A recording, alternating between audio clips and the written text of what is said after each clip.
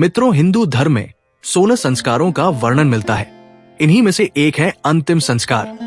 अंतिम संस्कार को मृतक की मुक्ति के लिए बेहद आवश्यक माना गया है। वहीं इससे जुड़े कुछ रिवाज भी हैं, जिन्हें निभाने से ही अंत्येष्टि क्रिया संपूर्ण मानी जाती है।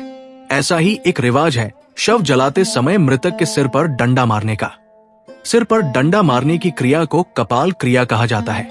ऐसा इसलिए क्योंकि इस क्रिया के तहत शव जब आधा जल जाता है तब उसके सिर पर डंडा मारकर उसके सिर यानी कि कपाल को खंडित किया जाता है।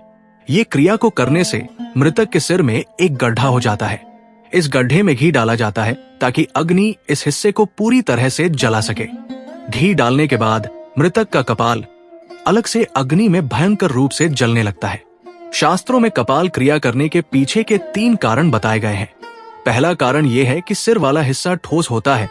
मुखाग्नि के बाद शरीर के बाकी सभी हिस्से जल जाते हैं, लेकिन एकमात्र सिर ही नहीं जलता है। पूरे शरीर को जलाए बिना अंतिम संस्कार अधूरा माना जाता है। इसी कारण से सिर के हिस्से को डंडा मारकर और उसमें घी भरकर उसे जलाने की प्रक्रिया निभाई जाती है। दूसरा कारण यह है कि हिंदू धर्म ग्रंथों एवं शास्त्रों में कपाल को मोक्ष का द्वार माना गया है, यानी कि मोक्ष तक पहुंचने के लिए कपाल का खुलना बेहद जरूरी है। ऐसे में कपाल क्रिया के माध्यम से मोक्ष के द्वार को खोला जाता है। तीसरा कारण यह है कि अगर कपाल साबुत रह जाए तो तांत्रिक क्रिया के लिए उसका दुरुपयोग किया जाता है, यानी कि तांत्रिक अपनी क्रियाओं के लिए मृतक के सिर को उठाकर ले जाते हैं। ऐसे में मृतक को मोक्ष नहीं मिल पाता है।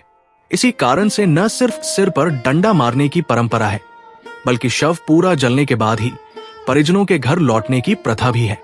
तो मित्रों, इस कारण से मारा जाता है अंतिम संस्कार के दौरान सिर पर डंडा। अगर आपको ये स्टोरी अच्छी लगी हो तो इसे जरूर लाइक करें।